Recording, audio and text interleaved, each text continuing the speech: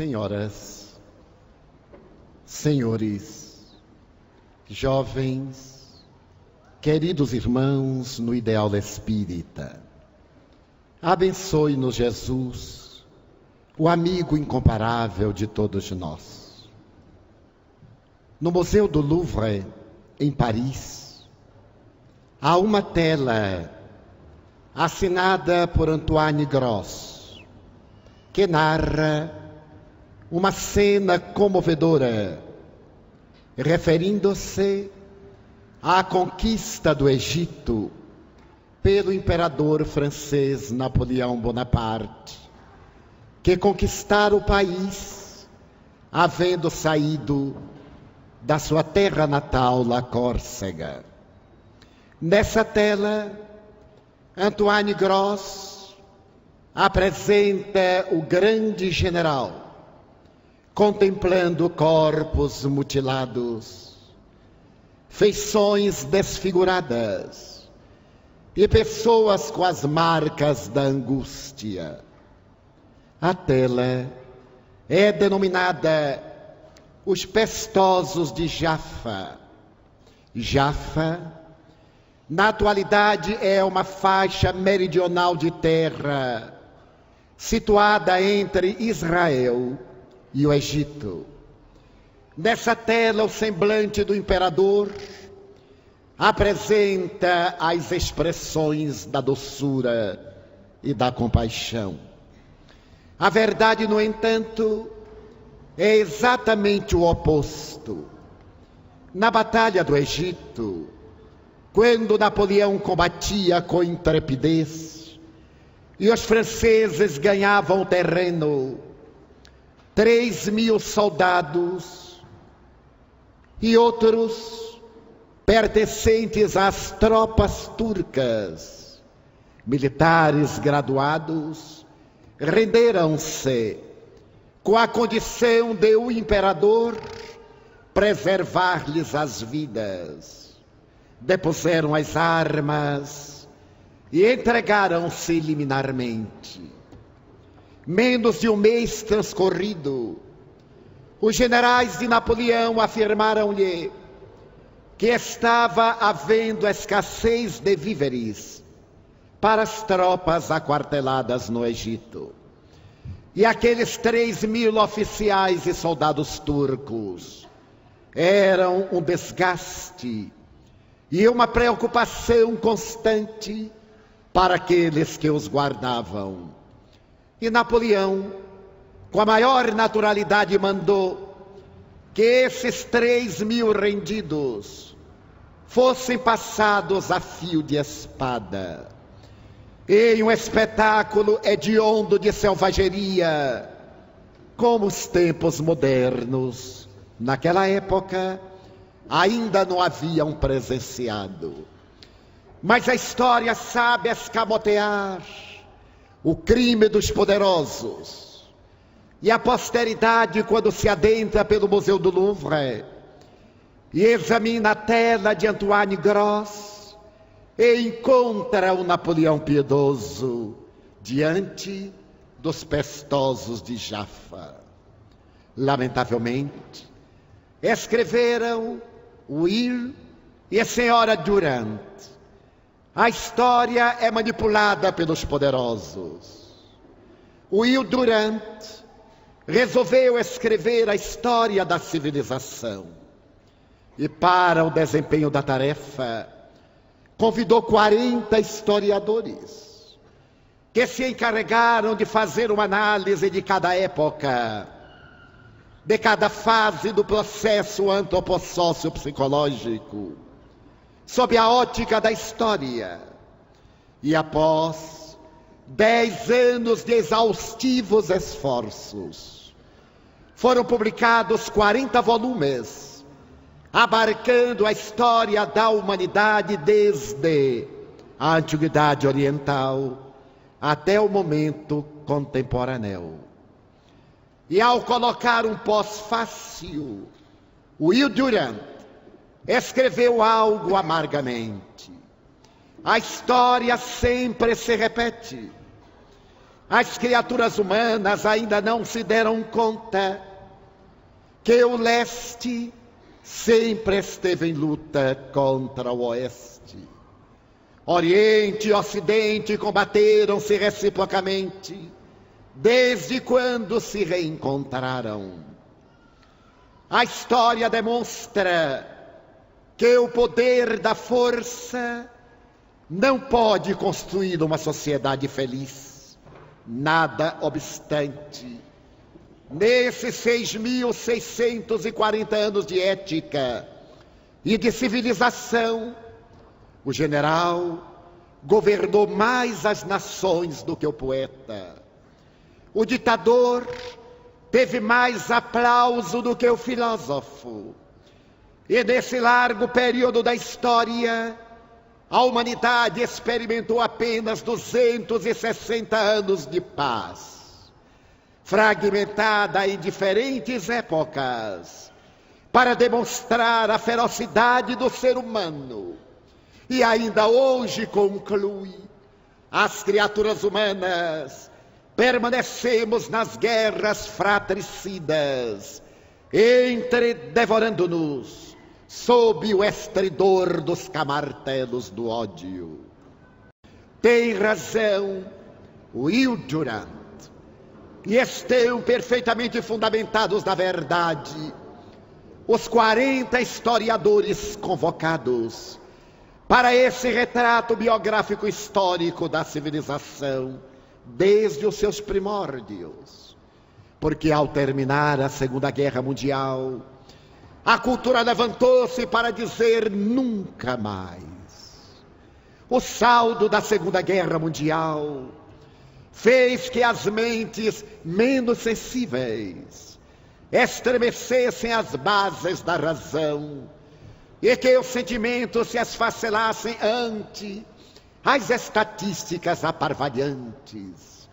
50 milhões de vítimas civis nos campos de concentração de Hitler, 18 milhões de poloneses e de russos perderam a vida de maneira dolorosa.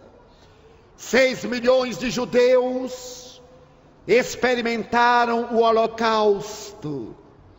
E as sequelas danosas da Segunda Guerra Mundial ainda continuam abrindo cânceres e feridas outras que dilaceram o âmago da cultura e dos sentimentos humanos. Guerra, uma nova guerra, nunca mais, asseveraram os grandes pensadores e antropólogos daqueles dias tumultuosos. Um dos mais admiráveis pastores da Igreja Luterana escreveu para a humanidade uma carta dolorosa. Tenho nas mãos a carta de meu filho que se encontra no campo de batalha. E ele me diz: papai, porque eu deverei matar? Do outro lado da linha estão soldados que há pouco tempo eram meus colegas na Universidade de Oxford ou de Londres. Mas o psicopata levantou-se e a sua voz tonitruante disse: somos inimigos e aqui estamos no front. Eu tenho que os matar para que eles não me matem. Você me ensinou, papai, a amar a Deus. Falou-me da beleza do meu irmão e da excelência da proposta do amor ao próximo. Porque eu terei que matar somente porque alguém mandou que eu mate, ou porque ele está preparado para matar-me, não sei. Você falou-me de Jesus que nos ensinou: amai-vos uns aos outros. E agora todos nos dizem: armai-vos uns contra os outros. Será possível ser cristão, papai? Estou com medo. E Pierre Van Passen, desse grito de angústia, narra que estava lendo a carta do filho, quando ele dizia: papai, não sei se voltarei, mas eu estou orando conforme você me ensinou. Pai nosso, que estais nos céus. E mais adiante ele dizia: perdoai as nossas dívidas.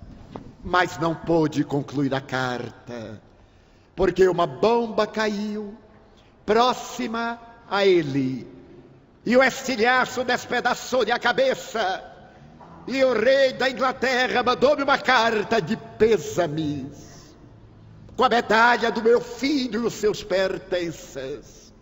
A carta que ele não terminou. Seu filho deu a vida pela Grã-Bretanha, em favor da paz, e nós lhe agradecemos. É uma gratidão tão pequena pela vida de um jovem de 20 anos. É tão pouco, mas sem considerar que foram milhões de jovens entre 20 e 30 anos de idade que o monstro da guerra devorou. O prêmio da paz é tão pouco para aqueles que iremos sobreviver entre amarguras e recordações dolorosas. Eram aqueles dias tumultuosos. Mas logo depois, a humanidade teve notícia da grande tragédia da Segunda Guerra Mundial. E o horror que se havia devotado a Hitler, a Mussolini, a Hirohito, agora também se deslocava para ser direcionado a um dos homens que havia formado o grupo dos aliados e que era também sandeu, insaciável de sangue, quanto as tropas SS. Joseph Stalin, o homem que aterrorizou as repúblicas socialistas soviéticas, havia mandado para a Sibéria mais de 3 milhões de moscovitas, que se recusaram a aceitar-lhe as arbitrariedades, pelo crime de desejarem ser cidadãos russos, e não capachos das botas ditatoriais desse homem sem coração. Apesar dos seus crimes e arbitrariedades, ocultados por Winston Churchill e por Franklin Delano Roosevelt, para que ele pudesse encerrar fileiras em favor da paz, porque houver ameaçado, poderei aderir a Hitler. Os seus crimes hediondos somente foram narrados depois que o ser execrando desceu à sepultura. E soube-se que da Tchecoslováquia, nas florestas de Katyn, ele mandou matar 16 mil oficiais e soldados poloneses, apenas porque eram poloneses, e apesar de aliados não pertenciam às hostes soviéticas. E a humanidade soube, graças às imensas cicatrizes da história trágica de Oradour, na França, uma aldeia que as tropas hitleristas sitiaram, porque houve notícia de que um trem, um comboio, que levava objetos roubados dos museus da França para a futura capital do mundo, Berlim, havia desaparecido quando viajava numa noite, e denunciaram que foram os partisans, os nacionalistas franceses que estavam em Oradour. As tropas hitleristas destruíram toda a cidade, mataram a todas as criaturas, todos os animais, incendiaram a cidade e a floresta em Oradour, até hoje não mais reconstituída, para servir de advertência às desatentas gerações belicosas. Mas se isso não bastasse, em uma outra cidadezinha da Tchecoslováquia, os nazistas fizeram exatamente a mesma coisa. Renderam os seus habitantes, mataram-nos aos animais, ceifaram as árvores e incendiaram também as árvores que ali estavam, depois de queimarem tudo aquilo que fosse senciente. E a humanidade continuou na sua tragédia belicosa para vir a guerra da Coreia e mais tarde a do Vietnã. Os soldados americanos nunca tinham ouvido falar no célebre Paralelo 23 e sequer eram capazes de encontrar nos mapas da Ásia o Vietnã. Mas a psicopatia do dirigente secreto da CIA, que desencadeou uma campanha anticomunista na América, mandando para o exílio homens como Charles Chaplin e pensadores da mais alta nomeada pelo pavor do comunismo, célebre McCarthy, que mais tarde terá a memória enxovalhada pela sua conduta sexual moral. Desencadeou esse ódio e milhares de jovens morreram na luta do Vietnã do Sul contra o Vietnã do Norte. Para nada. E as sequelas dessa guerra irão convocar no sudeste da Ásia novas guerras que a mentalidade de São Francisco e das universidades da Califórnia irão denominar guerra suja. Como se houvesse, por acaso, alguma guerra limpa. E o Camboja e todo o sudeste da Ásia, vencido pela guerra, expulsou a América. Depois de 8 anos de dolorosas e lamentáveis lutas, em que as bombas de napalm eram atiradas e comoveu o mundo o espetáculo de uma menina cambojana fugindo de Saigon, desnuda com outras crianças, que o napalm lhe havia devorado a pele e comoveu a terra. Não há pouco, ela deu uma entrevista nos Estados Unidos do que foram aqueles dias nas aldeias. E a humanidade nem assim modificou, porque o Khmer Vermelho, no Camboja, um povo de 7 milhões de habitantes, em 3 anos, matou 1 milhão de civis, seu povo, porque não sabiam o que era o comunismo que ele desejava implantar. O seu ódio era tal que primeiro mandava cavar as valas imensas, para depois as metralhadoras ceifarem-lhes as vidas, tombando nas valas que escavadeiras cobriam de terra sem cessar. E o espetáculo da guerra prosseguiu.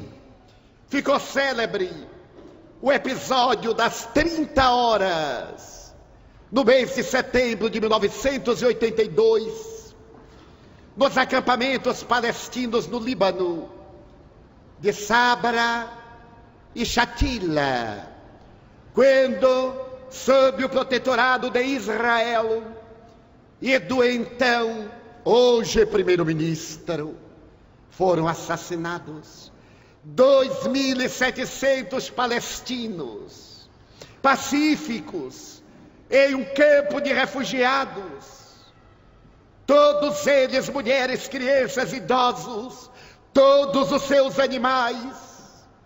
Depois, as árvores foram cortadas de metralhadora, repetindo os hediondos espetáculos de Oradour e da aldeia da Tchecoslováquia. E há aproximadamente 20 meses, desde o momento em que começaram as lutas entre palestinos e judeus, a humanidade acompanha estarrecida a tragédia que se abate no Médio Oriente, cuja solução as grandes nações ainda não quiseram tomar, naturalmente preservando interesses desta ou daquela natureza política ou daquela natureza econômica. E nesse ínterim, o 11 de setembro, estarreceu a humanidade com o denominado ato terrorista, que foi considerado como um dos mais hediondos, e muitos outros igualmente hediondos sempre aconteceram em silêncio, com a destruição das Torres Gêmeas e de parte do Pentágono americano, comovendo o mundo e dando-nos a impressão de que se tratava de mais um espetáculo da cinematografia desarvorada e trágica, evocando o Independence Day, ou Apocalipse Now, a que nos acostumamos no dia a dia da nossa vida, em nome de ideais escusos, de nacionalismo apaixonado e de política petrolífera, de significados muito danosos para a humanidade. E acompanhamos a dolorosa guerra do Afeganistão, um dos países mais miseráveis do mundo, segundo a imprensa. Mas esse Afeganistão, que sequer foi conquistado por Alexandre Magno, o que submeteu o mundo do seu tempo à sua dominação.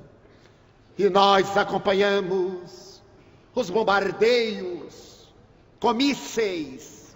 Cada um deles deu $1.250.000, que dariam para acabar a fome na terra, catalogada pela FAO, a Organização Mundial de Alimentos, que tem sede em Roma, e que estabeleceu, nos próximos 10 anos, deve morrer 80 milhões de esfaimados.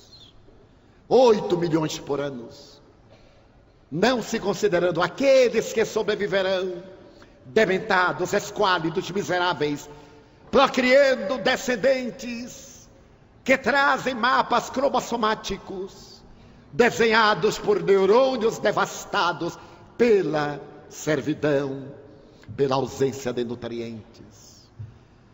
Quando Sua Excelência, o senhor presidente da República dos Estados Unidos, tomou posse, ele estava anunciando que ia mandar ao Senado um projeto no qual solicitaria $1 trilhão e 100 milhões de dólares para construir uma rede antimíssil que colocaria sobre o seu país para defender-se dos adversários hipotéticos que desejassem esmagar a América. Sua Excelência não teve tempo de fazê-lo, porque o adversário estava dentro de casa. E logo depois, do dia 11 de setembro, a Bolsa de Nova York, segundo a imprensa, teve um prejuízo de $1 trilhão, que se vem reabilitando com muitas dificuldades ainda hoje. E se Sua Excelência tivesse investido esse dinheiro na guerra contra cavernas, no país desolado pela fome e pela miséria, e o grande plantador de substância de alcaloides que veio devastar vidas, tivesse investido na África com os seus milhões de portadores do vírus HIV, ou da fome naquele país e na América Latina, dos chamados países subdesenvolvidos, certamente não necessitaria de nenhuma rede antimíssil para defender a América. Porque se é verdade que a força da violência mesquinha esmaga, dizima milhões de vidas, não menos verdade é que o amor é o antídoto a todo esse mal que se transformou numa endemia pandêmica, que agora toma conta da terra e violentos nos faz a todos. O eminente codificador da doutrina espírita, Allan Kardec, interrogou as entidades venerandas, conforme a questão 728 do Livro dos Espíritos. É lei da natureza a destruição? E os espíritos responderam sim. É preciso que tudo se destrua para que se renova.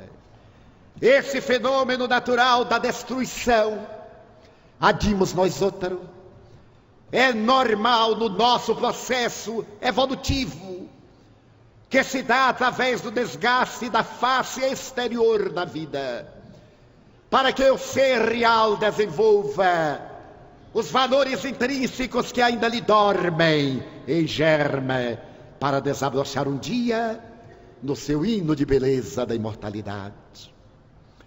A lei de destruição em o livro dos Espíritos aborda que ela está presente em nossa vida.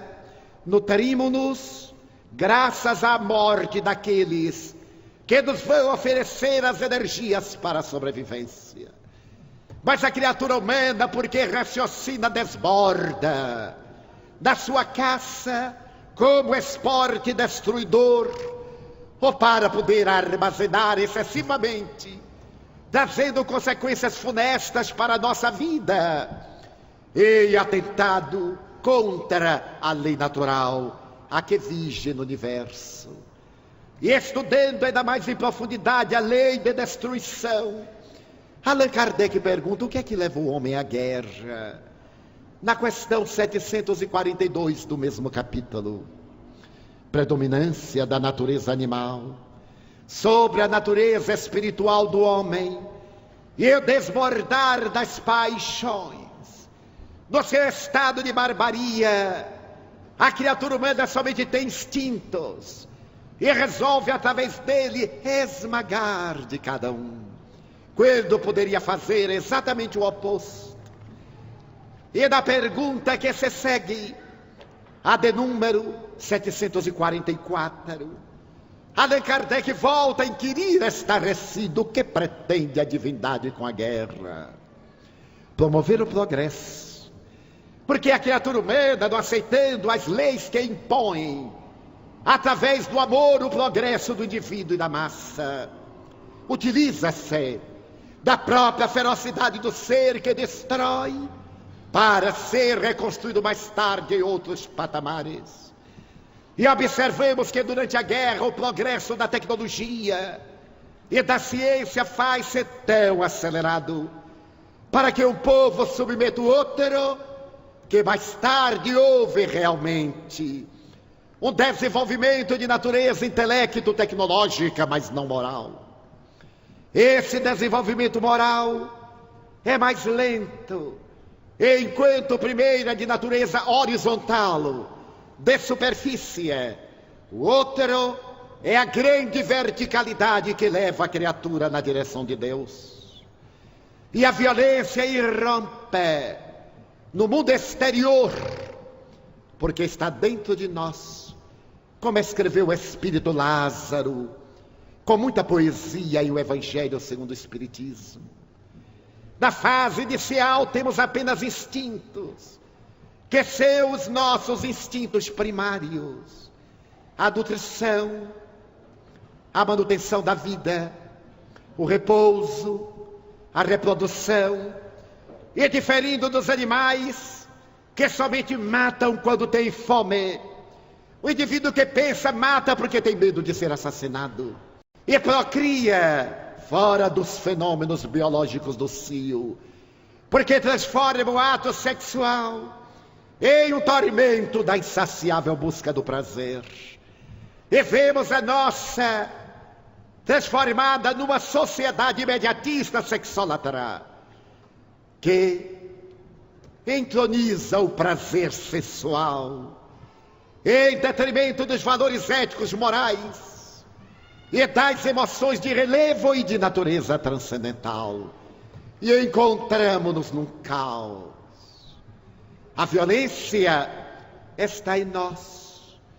O que deveremos fazer para obstaculizar a marcha dessa violência que nos tornou prisioneiros de nós mesmos? Atingimos um momento de cultura, de civilização e de tecnologia invejável. Mas atingimos também o momento do medo, de maneira insuportável. Temos medo de sair à rua. Temos medo de ficar em casa. Temos medo de fazer novos amigos. Temos medo de não ter amigos. Temos medo da doença. Temos medo da morte. Temos medo dos relacionamentos sociais. Do que nos adiantaram esses 6.640 anos de ética, de cultura e de civilização, se eles não nos desalgemaram do egoísmo e da crueldade. Esses dois adversários que nos jugulam ao primarismo de onde viemos e não conseguimos libertar-nos. Allan Kardec, mais uma vez, examinando a problemática da crueldade e da perversidade, interroga as entidades venerandas. Na questão 685A, quando se refere ao dever que temos aqueles que são jovens em relação aos idosos, de protegê-los, em uma frase monumental, o codificador da doutrina diz que essa tarefa, a da construção de uma nova sociedade, cabe à educação moral, não a essa educação moral convencional dos livros, mas àquela que tem a ver com os valores éticos do indivíduo, que o transforma para melhor, que o torna mais equânime, conforme está definido em O Homem de Bem, no incomparável capítulo do Evangelho segundo o Espiritismo. Aquele que é justo, que é nobre, que é paciente, que é gentil, que é bom e devotado. E é exatamente por isso que o admirável psicólogo norte-americano, fazendo uma análise dessa combustão que está destruindo a Terra, estabeleceu que através da educação e do autoconhecimento, questão 919 da obra referida, a criatura dispõe de valores para poder mudar a estrutura da sociedade. E através de uma proposta muito bem elaborada, ele nos convida a reflexões, quais esta dos relacionamentos sociais, a perda da nossa identidade, a perda do significado da vida, a perda dos objetivos. Passemos a ser robôs do desempenho de tarefas automáticas para encontrarmos o dinheiro, a comodidade que nos daria o prazer exorbitante que nós não conseguimos saciar.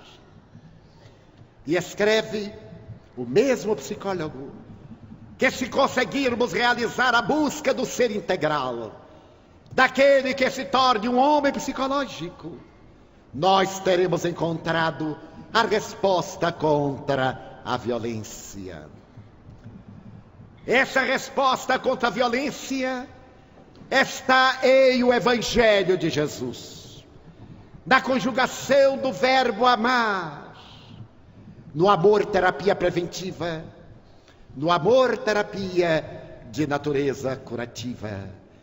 Essa proposta que a Federação Espírita do Paraná vem desenvolvendo faz 100 anos, uma proposta de vida rica de vigor, através dos ensinamentos incomparáveis de Allan Kardec, desde quando nos apresentou a excelência da doutrina espírita, esse farol da era nova, que irá iluminar a sociedade de dentro do indivíduo para fora, renovando como célula, para que o organismo social seja feliz. E por fim, um dia que talvez não esteja muito longe, a violência bata da terra envergonhada e transforme-se em figura de museu, que nós contemplaremos um dia, para termos ideia de como era selvagem a nossa sociedade. E o Espiritismo nos convoca a reflexões pessoais, após haver demonstrado no laboratório de ciência a continuidade da vida após a disjunção molecular da matéria, após nos haver demonstrado a excelência das leis que governam a vida e do amor de Deus, por intermédio da reencarnação, o Espiritismo brinda-nos com esta visão galáctica do universo, dos ninhos, das moradas, dos pousos, dos lares que cintilam, além da nossa pequenina casa terrestre, estimulando-nos a transformação moral interior inadiável, que deveremos começar neste momento e não mais tarde, ensejando-nos uma ética moral baseada nas propostas do Evangelho, por ser o Evangelho o mais excelente código de ética moral da humanidade, conforme ainda Allan Kardec. E o pensamento do psicólogo Dr. Rollo May está respondido nessa colocação do Espiritismo, que é o amar, o trabalhar, o ter tolerância, perseverar nos ideais enobrecidos através da ação meritória da caridade, fora da qual não há salvação. Allan Kardec, por certo, não se referiu a essa salvação post-mortem, mas há salvação no sentido mais abrangente. Quando nós retiramos alguém que se está afogando do abismo de águas onde se encontra, dizemos que o salvamos. Quando retiramos alguém de uma falência que o vai levar à destruição da família e do lar, salvamos-lo. Quando conseguimos estender a mão generosa e arrancamos outrem que está nas garras da destruição, salvamos-lo. A doutrina espírita, ao apresentar a caridade da iluminação de consciência, salva-nos do egoísmo devorador, do orgulho perverso, da crueldade degenerada. É a essa salvação que se refere o Mestre. Com o conhecimento espírita, somos convidados energicamente à transformação moral imediata, fazendo que as nossas casas sejam verdadeiras escolas e não clubes recreativos, aonde vamos periodicamente para divertimentos ou para a busca de novas sensações, para que a instituição espírita se transforme realmente num templo, muito bem definido por Denis, quando se refere, tende por templo o universo, por altar o coração. A casa espírita é esse templo, no qual nosso coração é o altar, para as oblatas de ternura e de adoração a Deus. Mas também, esse templo escola é uma oficina, onde trabalhemos pela renovação moral da sociedade e a nossa própria transformação, convocando-nos a um labor incessante em prol da construção de uma sociedade nova. Faz-se-nos mister introjetar a doutrina espírita nos seus postulados morais e vencermos as nossas pequenas violências. A violência urbana, dizem os sociólogos, é resultado dos lares desestruturados, das famílias periféricas desajustadas da urba. Mas quando nós vemos a violência nas grandes famílias, na sociedade privilegiada, quando nós vemos o recrudescer nos países europeus do ódio a outros povos, quando acompanhamos o renascer das Brigadas Vermelhas na Itália, constituídas por jovens universitários e de alta renda, a colocação sociológica é falha. Nós então recorreremos à colocação psicológica, aos lares que não educaram bem os filhos, às famílias que deixaram de atender à prole, quando pais se escusaram à tarefa colocando as empregadas eletrônicas, que são as televisões, os jogos eletrônicos como mestres da destruição, e alguns apresentadores que são os novos argonautas, que se celebrizaram pelo sexo em desalinho, pelo silicone, pela musculação, sem nenhum sentido de pudor nem de ética, sem nenhum valor, com as exceções compreensíveis, para ensinar moralidade a nossos filhos. O que podemos esperar deles se nós, os espíritas também, excusemo-nos de estar ao seu lado, de renunciar ao prazer de fora para cumprir o dever do lar e da família. Se quando nós abandonamos a família, a pretexto de ganhar mais para dar coisas, em um mecanismo de fuga psicológica para não se dar, porque é muito fácil dar coisas, mas é muito difícil dar-se aos filhos. Nessa evasão da realidade, na busca da sensação, a violência instalou-se na alma da nossa sociedade, na alma infantil. Dizia-me um psiquiatra e afirmava uma psicóloga recentemente: o drama de uma criança de 10 anos apenas, com um transtorno psicótico autodestrutivo. Ela estava tentando destruir-se. E quando vemos o Japão, por excelência, as altas estatísticas dos suicídios infantis e do mundo dos juvenis, nós somos obrigados a perguntar o porquê. E ao invés de atirarmos a responsabilidade dos governos e na sociedade que somos nós, não é assumirmos a culpa, porque culpa tem o ranço de tradição. Nem assumirmos o pecado, que traz o ranço teológico perturbador. Assumirmos a responsabilidade da nossa falta de cuidado e nos reabilitarmos. É necessário, portanto, que, como vem fazendo a Federação Espírita do Estado do Paraná há 100 anos, nos voltemos para essa obra de educação. Essa educação moral, nas bases do pensamento cristão, que a doutrina espírita restaurou na liberdade do pensamento kardeciano.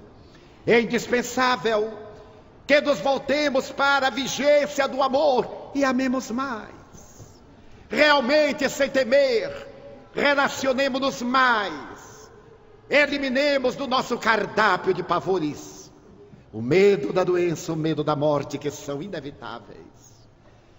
Havia terminado uma palestra em uma cidade muito importante deste país. E durante a fila que se fez natural, em determinado momento acercou-se-me um cavalheiro, visivelmente angustiado, pálido e suarento. Estendeu-me as 2 mãos e perguntou-me abruptamente: o que é que minhas mãos lhe dizem? Tomado de espanto, porque era inusitado, procurei reflexionar e entrar na pergunta subjetiva daquele homem. E enquanto ganhava tempo, sorri-lhe e disse-lhe: as suas mãos são muito bonitas. E que lhe dizem? Ouvi o Espírito Joana de Ângeles socorrer-me. As mãos dizem-me que o senhor é inocente. Tem certeza? Absoluta. Estou ouvindo-as. E elas me dizem que são mãos de um homem inocente, que jamais ergueria a clava para matar. Ele me segurou nervosamente. Senhor Divaldo, eu sou fulano de tal, professor da universidade. Eu sou pulmologista. Meu pai era portador de uma asma pertinaz que afetou o coração. E ele esteve sofrendo penosamente. Certo dia, estando ele desesperado, como fazia de hábito, apliquei-lhe uma substância vasodilatadora. Ele estava angustiado. Meu pai morreu. Teve uma parada cardíaca. Levamos no hospital de emergência. Lutemos bravamente. E ele morreu. Meu pai era um homem muito rico, portador de uma fortuna colossal. Um dos 10 homens mais ricos deste país. Por minha vez, também tenho uma fortuna regular. Por ser o filho mais velho, somos 2 irmãos. Ele me havia nomeado seu testamenteiro. E 1 mês após a sua morte, seguindo a prescrição da lei, fomos abrir-lhe o testamento. E fui tomado de surpresa pela generosidade que ele teve para comigo, sem abandonar naturalmente minha mãe, que irá receber metade da fortuna, e também meu irmão, que receberá a parte que lhe corresponde. Nesse momento, minha mãe transvariada disse-me: tenho que dizer-lhe o que penso. Ainda ontem contratamos um advogado. Demos uma queixa-crime contra você. Eu e seu irmão. Você matou seu pai para poder entrar na fortuna que sabia ele lhe ia legar. Esse testamento terá que ser anulado, porque você é um parricida. E na crise que seguiu, apoiada pelo meu filho, eu fui tomado de espanto. Aonde eu estava, não podia ser minha mãe, não podia ser meu irmão.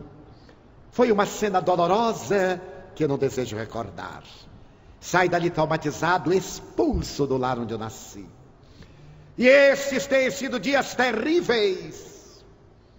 A justiça está continuando. Foi feito um levantamento cadavérico para uma nova necrópsia, para tentar detectar se alguma substância em alguma parte do cadáver, nos ossos, em algumas células, nos cabelos.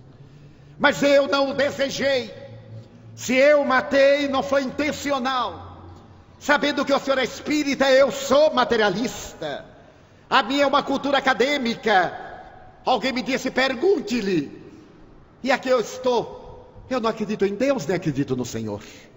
Mas eu necessito de uma palavra. Diga-me se essas são mãos assassinas. E já lhe disse que elas me estão informando que são inocentes. Se elas são inocentes, como eu deverei proceder? Porque estou planejando matar minha mãe, meu irmão, e matar-me. Qual é o sentido da vida? Vem a morte, somos aniquilados porque esta loucura. Quantos anos eu terei? 30? 200? E a eternidade, o seu sentido? Eu segurei-o e disse-lhe: eu lhe daria uma sugestão, já que o senhor veio até aqui. Primeiro, eu lhe gostaria de presentear com este livro. O senhor deverá matar-se somente após havê-lo lido. É indiferente que cometa os crimes amanhã ou dentro de um mês. Permita-se um mês de vida que o senhor merece e que sua mãe e seu irmão merecem. Leia este livro, por favor. Contrate um criminalista. O senhor não deverá acusar a sua mãe, que deve estar transida de dor. Dê a seu irmão, sejam quais forem os motivos que o levaram a esta situação lamentável. Mas tem o direito de defesa. Está estabelecido nos divinos códigos. A sua vida é valiosa. O senhor deve ter uma família, sim, tenho filhos. Deverá preservá-lo, preservando a sua existência. E vamos tornar-nos amigos. Falemos-nos periodicamente. O senhor pode contratar um grande criminalista, o melhor que existir na terra. Façam. Não acuse a sua família. Defenda-se. E para defender-se não é necessário acusar a ninguém. Conversei uns 15 minutos. Ele acalmou-se aparentemente. E eu lhe pedi que lesse o livro. Prometa-me, com a dignidade do cidadão que é. Prometo-se, Senhor. Eu irei lê-lo. E você foi. Passaram-se os meses. E em determinado dia, alguém me chama ao telefone e me disse: Edivaldo, eu sou o doutor fulano de tal. Recorda-se de mim? Claro, doutor. O senhor é uma pessoa inesquecível. Por quê? As suas mãos. Nunca as esquecerei. Seu Edivaldo, eu contratei o advogado, o doutor fulano de tal. E a primeira proposta que ele me fez foi: renuncie ao direito que você tem pela herança. Ou então, oferte a sua mãe e a seu irmão. Você não necessita disso. E teremos retirado a aparente causa do crime. Ademais, os testes de laboratório deram todos negativos. E como você é um homem inocente, saia desse drama totalmente liberado. Eu disse: mas que conselho sábio. E ele disse: de um espírita. Para minha surpresa, ele também é espírita. E eu li o livro dos espíritos. Não lhe direi que sou espírita, mas lhe direi que ele mudou a minha e mudará outras vidas que estão próximas de mim. Seu Divaldo, mamãe tirou a queixa e meu irmão também. Eu renunciei a qualquer interesse, mas ela agora recuperou a sanidade mental e me diz que de forma nenhuma jamais faria isso à memória do marido. E eu estou com muitos bens. E no Brasil Central, eu estou com 4.000 alqueires de terras. Gostaria de oferecer a mansão do caminho para que o senhor desenvolva uma obra social nesse lugar que dá para construir uma gloriosa cidade. Eu te lamento profundamente não poder aceitar. Seu pai deixou o tesouro para o senhor. O senhor consultou-me na função de médium. Eu não posso aceitar das suas mãos nada, porque a mediunidade é exercida cristamente, sem qualquer interesse próximo ou remoto. Mas é a mansão do caminho que eu estou dando. Mas a mansão do caminho foi fundada por mim e um grupo de corações. O senhor está dando-me indiretamente. Não faltam instituições de caridade mais meritórias ou tão meritórias quanto a mansão do caminho. Mas já que o senhor está disposto a transformar essa gleba em uma obra social, faça, venda metade.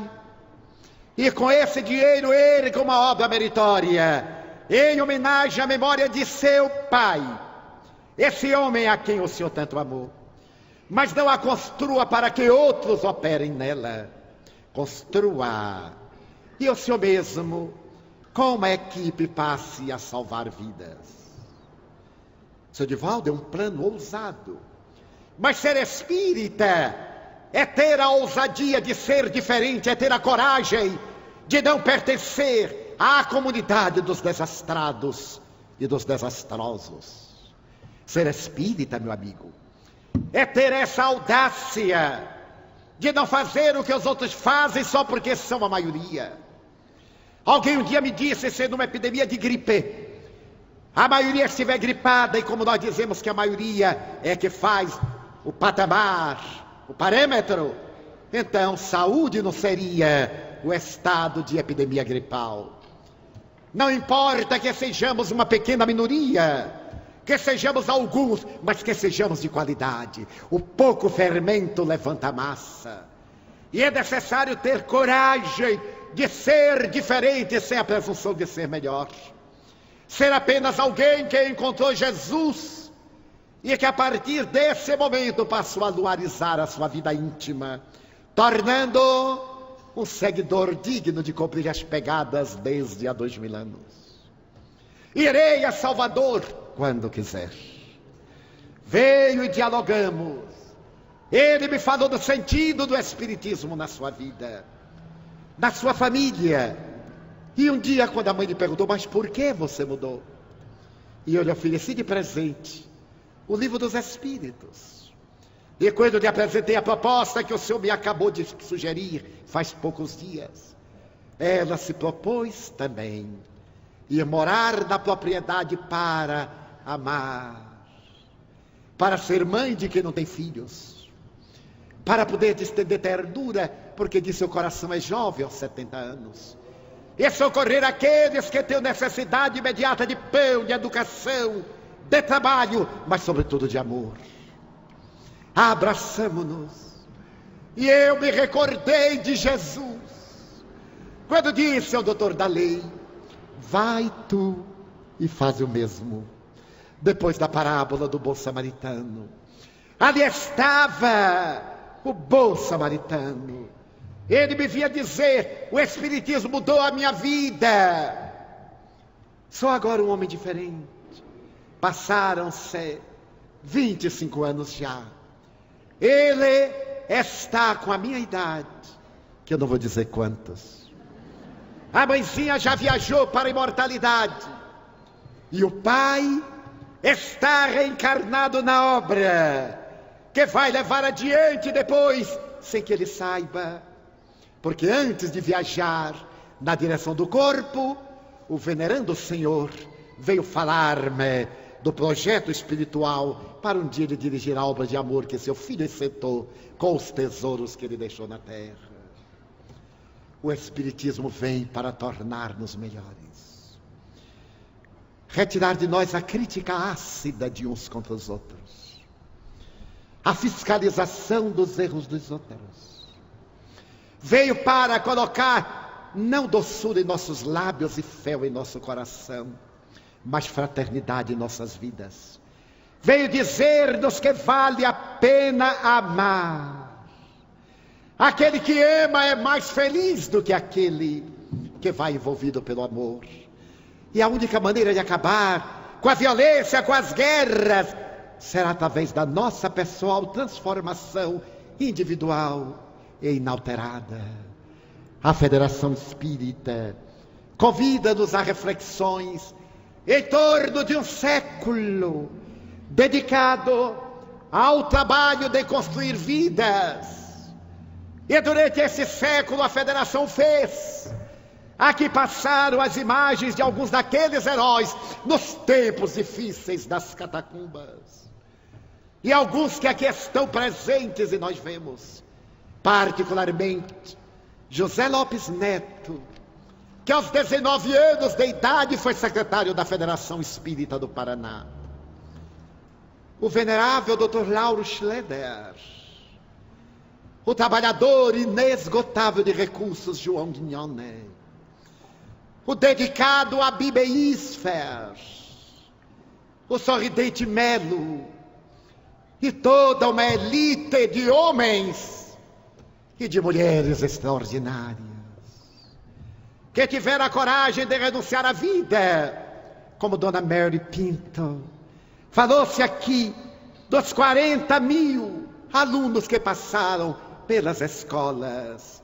E a vovó Schleder, Dona Adelaide, diz: oh, quitogenária, com Mary e com as minhas filhas, comecemos o trabalho no berço e começamos o trabalho das costuras das escolas. Todos eles vivos, que nos ofereceram esse legado de amor, esperam que nós mudemos a sociedade nesta hora com o nosso esforço. O venerando Dr. Sebastião Paraná.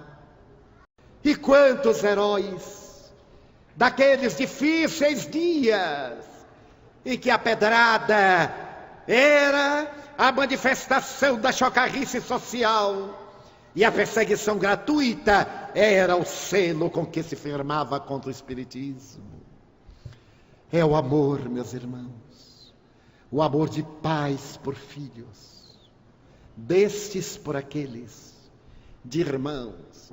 Claro que haverá sempre pessoas que não nos são simpáticas. Talvez elas não sejam responsáveis por isso. Mas nós poderemos ser-lhes simpáticos. Poderemos ser-lhes afáveis. Poderemos ser-lhes, pelo menos, respeitosos ao direito que têm de viver. Será tão difícil assim acabar com a violência? Não será através de um decreto. Ninguém espere que os governos logrem. Os governos têm as suas paixões políticas e os partidos têm o deboche de ocultar as mazelas dos seus membros através de ardis e de propostas indecorosas para que a subversão de valores permaneça no mundo. Será através do homem renovado que teremos o cidadão saudável do político digno. E não serão necessários mecanismos escusos para se criarem fins enobrecidos. Eu me recordo de 2 vidas. Tudo começou em um dia de neblina nos pântanos da Irlanda, quando um humilde cidadão ouviu gritos que vinham do lamaçal. Ele era um modesto camponês. Saiu correndo entre a névoa e viu 2 braços alvos que se erguiam enquanto o tremedal devorava um corpo frágil que já estava com a lama quase para chegar-lhe ao aparelho respiratório externo. Ele, sem pensar, atirou-se no pântano e, sendo quase arrastado pelo lodo movediço, com sacrifício exaustivo, trouxe a criança para fora. Limpou-a, carregou-a nos braços, levou-a para a choupana, deu-lhe um caldo reconfortante, enxugou-a, aqueceu-a, e a criança saiu a correr e desapareceu estrada fora. No dia seguinte, coincidentemente de sol, um automóvel Rolls Royce parou à porta da sua casa modesta. E um nobre acercou-se-lhe. Ele veio à porta e estava acompanhado pela criança vestida num traje de veludo. Foi o Senhor quem salvou a meu filho? Sim. Eu sou o Lorde fulano de tal. Sou par do reino. Trago-lhe esta bolsa de ouro, em gratidão por haver salvado a vida do meu filho. Excelência, eu não tinha qualquer interesse. Eu sequer sabia quem era a criança. Eu sei. Mas você salvou um súdito de sua majestade, meu filho. E tudo quanto eu lhe dei é pouco, considerando-se meu filho. Por favor, aceite. Não, excelência, por favor. Não tire da minha vida o que eu consegui fazer de melhor em toda a existência. Homem de Deus, veja o que é pobre. Que faz na vida? Sou lavrador, excelência. São suas as terras? Não. Do Lorde Y, meu amigo. Eu irei comprar-lhe estas terras em seu nome, para dá-las. Excelência, eu não mereço. Eu não fiz nada demais. Poderia ter sido qualquer pessoa, mas não foi qualquer pessoa. Foi o Senhor e ele é meu filho. E eu não sairei daqui sem, pelo menos, dar-lhe um testemunho de amor, já que a gratidão é pesada demais e eu carregarei toda a vida. Nesse íntere veio do fundo uma outra criança de 8 anos, a mesma idade do pequenino que fora salvo, e encostou-se ao genitor. Seu filho? Perguntou o Lorde. Sim, excelência. Meu filho único. É órfão. Estuda seu filho? Oh não, excelência. A escola fica muito longe. Que vai ser o seu filho? Agricultor, como eu. Ele vai trabalhar no solo. Meu avô, meu pai, eu, ele. Fomos todos trabalhadores da terra. Pois bem, você salvou meu filho. Eu lhe peço que me deixe salvar o seu filho.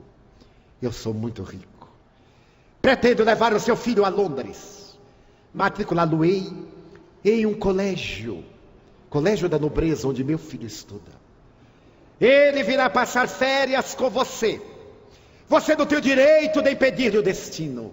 Se ele corresponder pela inteligência e pela capacidade de assimilação, eu levarei à universidade até onde ele possa ir.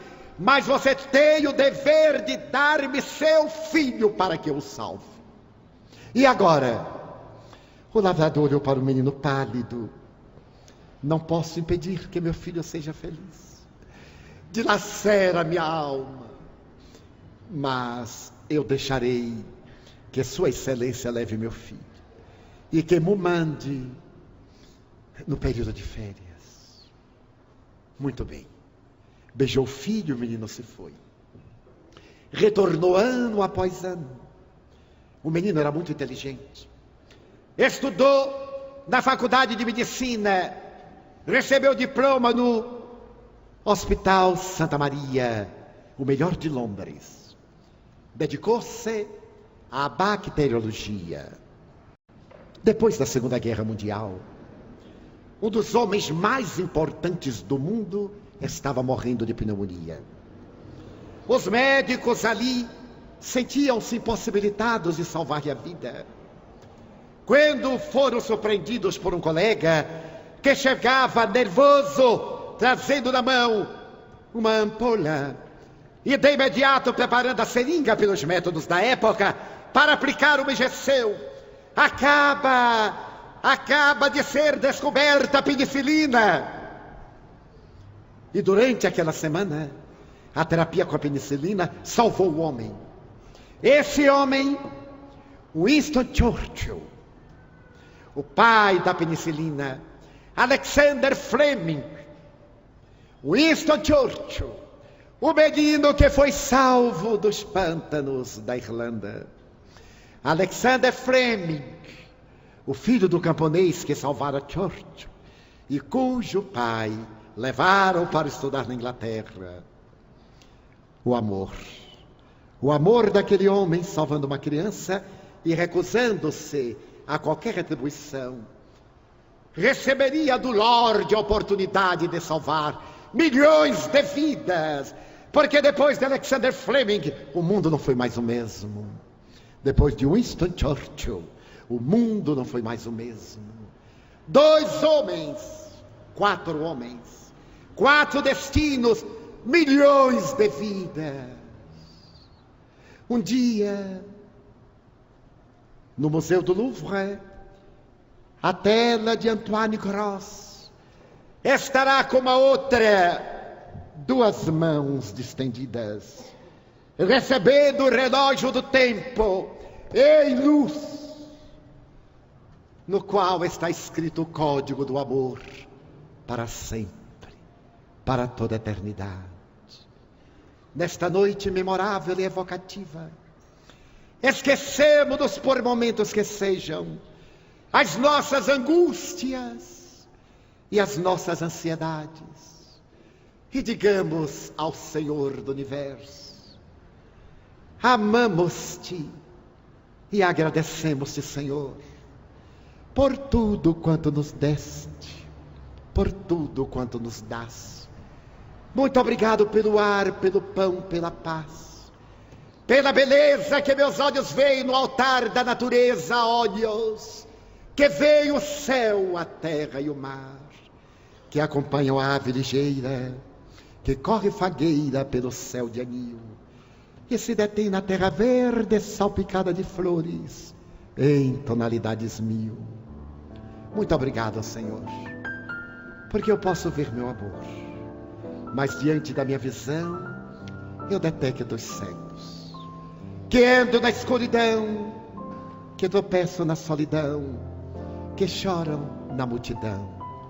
Por eles eu oro e a ti eu imploro comiseração, porque eu sei que depois desta lida, na outra vida, eles também enxergarão. Muito obrigado pelos ouvidos meus, que me foram dados por Deus, ouvidos que ouvem o tamborilar da chuva no terreiro, a melodia do vento dos ramos do ormeiro e as lágrimas que vertem os olhos do mundo inteiro. Ouvidos que ouvem a música do povo que desce do morro na praça cantar, a melodia dos imortais que a gente ouve uma vez e não esquece nunca mais. A voz melodiosa, canora, melancólica do boiadeiro e a dor que geme, que chora no coração do mundo inteiro. Pela minha faculdade de ouvir, pelos surdos eu te quero pedir. Eu sei que depois desta dor, no teu reino de amor eles escutarão. Obrigado pela minha voz e pela sua voz, pela voz que ama, pela voz que canta, que ensina, que ilumina, que legisla, que trauteia uma canção. Pela voz que o teu nome profere com sentida emoção.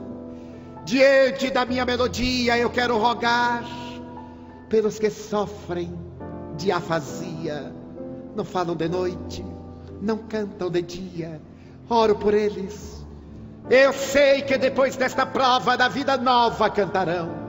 Obrigado pelas minhas mãos que aram, que semeiam, que agasalham, mãos de ternura, que libertam da amargura, mãos que apertam mãos, de caridade, de solidariedade, mãos de sinfonias, mãos de psicografias, mãos de poesias, mãos de cirurgias, mãos dos adeuses, que limpam feridas, que enxugam lágrimas, e suores das vidas, pelas mãos que atendem a velhice, a dor, a enfermidade, o desamor, pelas mãos que no seio embalam o corpo de um filho alheio, sem receio, e pelos pés que me levam a andar, sem reclamar. Muito obrigado, Senhor, porque eu posso caminhar. Diante do meu corpo perfeito eu te quero louvar, porque eu vejo na terra aleijados e felizes, amputados, marcados, paralisados, que não se podem movimentar. Oro por eles. Eu sei que depois desta expiação, na outra reencarnação, eles também caminharão. Muito obrigado por fim, pelo meu lar. É tão maravilhoso ter um lar. Não é importante se este lar é uma mansão, uma favela, um grabato de dor, um ninho, um bangalô, seja lá o que for, mas que dentro dele exista a figura do amor de mãe, ou de pai, de mulher, ou de marido, de filho, de irmão, de um amigo, a presença de alguém que nos dê a mão, pelo menos a companhia de um cão, porque é muito doloroso viver na solidão. Mas se eu a ninguém tiver para me amar, nem um teto para me agasalhar, nem uma cama para me deitar, nem um amigo para me acompanhar, nem aí lamentarei, nem reclamarei, porque eu te tenho a ti, e quero te dizer, obrigado, Senhor, porque eu nasci. Muito obrigado, porque creio em ti, pelo teu amor. Obrigado, Senhor, pela sua atenção. Muito obrigado, senhores.